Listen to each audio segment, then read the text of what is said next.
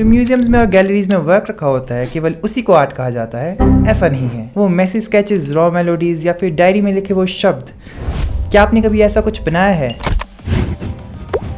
Hello everyone, this is Chinurag and welcome to the series Today's Human Beings and Their Experiences. Artist कौन होता है? आप इस इंसान को इमेजिन करिए। कुछ फीलिंग्स है उसमें जिसको समझाना वो मुश्किल या नामुमकिन समझता है। कोशिश करता है उसे वो दिखाने की, समझाने की, बताने की, लेकिन कोई समझता नहीं है। इसलिए वो कभी इसके बारे में कुछ नहीं कहता, बस वो करता रहता है बिना सोचे, बस खुश होने के लिए। आप इमेजिन कर रहे हो उस इंसान को। वो इंसान अपना चेहरा आईने में देखता है, और ये क्या, उसे तो आईने में आपका चेहरा दिखता है। आप पूछते हैं मैं खुद को आर्टिस्ट कब कह सकता हूँ? जब आप उस क्राफ्ट को मास्टर कर लो, या फिर डिग्री ले लो, या फिर जब उससे अर्न करना शुरू कर दो, या फिर जब आपको कोई आर्टिस्ट कहकर पुकारे, या फिर इसके अलावा कुछ और। To answer this, who is an artist, let's see how great thinkers and creatives have answered this question. Pablo Picasso ने कहा है, every child is an artist, the problem is how to remain an artist once we grow up. Oscar Wilde के हिसाब से the artist is the creator of beautiful things. Albert Einstein ने कहा है, art is the expression of profoundest thoughts in the simplest way. Leonardo da Vinci have said, where the spirit does not work with the hand, there is no art. Leo Tolstoy ने explain किया है, art is a human activities whose purpose is the transmission of highest and the best feelings to others. Now you can take your time by pausing the video and really understanding and thinking what they have really said about art. इन सभी thoughts को जब आप देखते हैं तो समझ सकते हैं कि ये सभी बिल्कुल सही है, लेकिन ये सभी एक दूसरे से बिल्कुल अलग अलग है। So by this we can draw the conclusion that art is subjective and it depends on the perspective of the person and the way he looks at the world, जो कि एक तरीके से बहुत अच्छी बात है, क्योंकि जब किसी चीज़ की स्पेसिफिक डेफिनेशन में जाती है तो वो खुद को एक घेरे में बंद कर लेती है और उसमें कोई भी न्यू चीज़ आसानी से अंदर नहीं आने देती। और ऐसे में घेरे के अंदर आने वाले लोग कुछ नया ट्राई करना चाहे तो वो वैसे ही घेरे से बाहर निकल जाते हैं। तो आर्ट में ऐसा कोई घेरा नहीं है, तो आर्टिस्ट कुछ भी करने की फ्रीडम रखते हैं और इस फ्रीडम को एंजॉय करते हैं। लेकिन जब बात पर्सपेक्टिव की आती है तो थोड़ी चीज़ें बदल जाती है। इसे एक एक्सट्रीम एनालॉजी से समझते हैं। एक मर्डरर कौन होता है?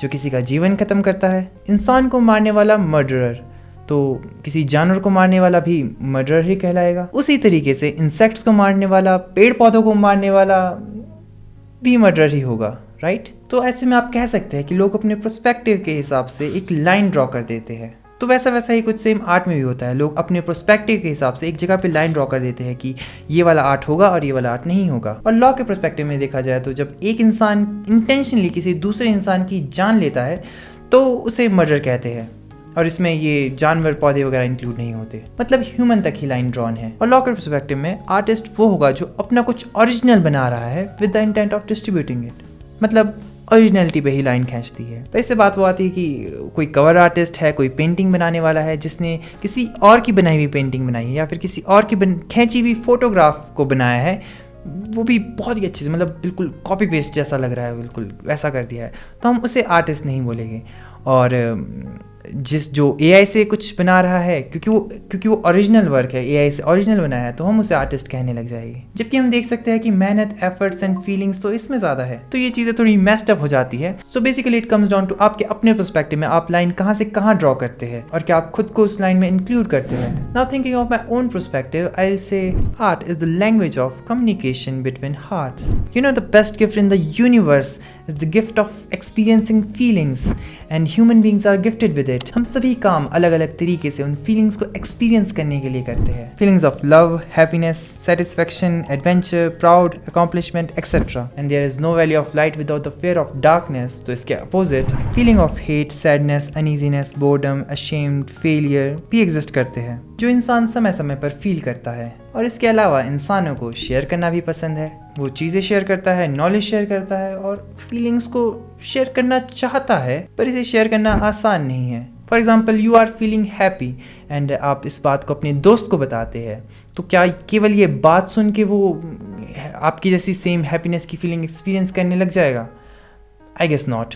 पर जब आप वो एक्सपीरियंस जिसकी वजह से आप खुश है उसे शब्दों में बताएंगे, तब आप उसे same experience of happiness feel करवा पाएंगे। यहाँ आपके शब्द आर्ट है और आपको आर्ट ऑफ स्पीकिंग आता है, and because of that you can be called an artist. एक सिंगर जो अपने गाने से बहुत सारे लोगों को same shared feeling of love experience करवाता है, या मोटिवेट करता है, या सैड फील करवाता है, then he can be called an artist. And it's same for painting as well. If your piece of work is making someone feel something, then you can be called an artist. देखा जाए तो ये सबसे complex part है, क्योंकि सबसे पहले तो आप अपनी खुद की फीलिंग्स को समझो, और उसके बाद एक आर्ट फॉर्म को समझो कि उसमें किस किस तरीके से डिफरेंट तरह की फीलिंग्स को एक्सप्रेस किया जाता है, और फिर अपनी फीलिंग को उस आर्ट फॉर्म में अच्छे से अच्छे तरीके से दिखाओ ताकि सभी लोग भी उसे फील कर सके। And this is one of the reason why successful artist and non successful artist के बीच में इतना बड़ा गैप है। I have notice that non successful artist focus more on the aesthetic pleasing side of the art form, not the feeling side of it. And here I like to correct myself. There is no non-successful artist. अगर उसने अपने art work को बनाने के process को enjoy किया है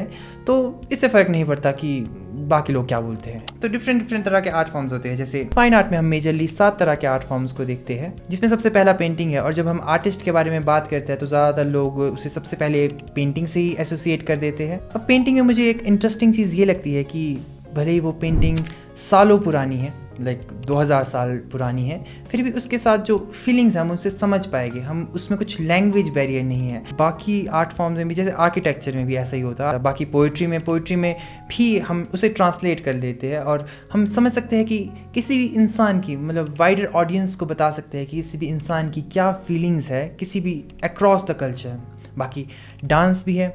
dance में हम उनके फेस एक्सप्रेशन, उनके बॉडी मूवमेंट से हम उनकी फीलिंग्स को समझने की कोशिश कर सकते हैं। और बात करें म्यूज़िक की, तो म्यूज़िक तो एक कल्चर को दिखाने का एक बहुत ही अच्छा तरीका है। जैसे आप इंडियन म्यूज़िक को कैसे भी बिल्कुल आसानी से रिकग्नाइज़ कर सकते हैं, पंजाबी म्यूज़िक को आप बहुत आराम से रिकग्नाइज़ कर सकते हैं, कल्चरल म्यूज़िक्स को, या फिर आप वेस्टर्न म्यूज़िक को, या फिर आप अरेबिक म्यूज़िक को बहुत ही आराम से रिकग्नाइज़ कर सकते हैं। और आप इससे समझ सकते हैं कि जो उनकी जो लिरिक्स है, या फिर जो भी उनका म्यूज़िक में जो सुर वगैरह यूज़ किए गए हैं, उनसे आप उस फीलिंग को अच्छे से समझ सकते हैं और उनके कॉन्टेक्स्ट को समझ सकते हैं आर्ट के ज़रिए। So this is something really very unique that human beings have, and the thing that human beings experience. So yeah you can also enjoy art and be an artist as well. एक इंसान अपनी life में इसी तरह के काफ़ी सारे experiences लेता है, इन्जॉय करता है। जिस तरह के एक्सपीरियंसेस को मैं अपनी वीडियो सीरीज़ में शेयर करने की कोशिश कर रहा हूँ, तो आप इस चैनल के साथ जुड़े, सब्सक्राइब करें और कमेंट सेक्शन में फीलिंग लिख दें अगर आपने वीडियो लास्ट तक देखी है, ताकि मुझे भी पता चले कौन कौन वीडियो लास्ट तक देख रहा है। और वीडियो को लाइक कर दे अगर आपको अच्छी लगी है, और शेयर कर दे अपने करीबी दोस्तों के साथ। And I will see you in the next one. Bye bye.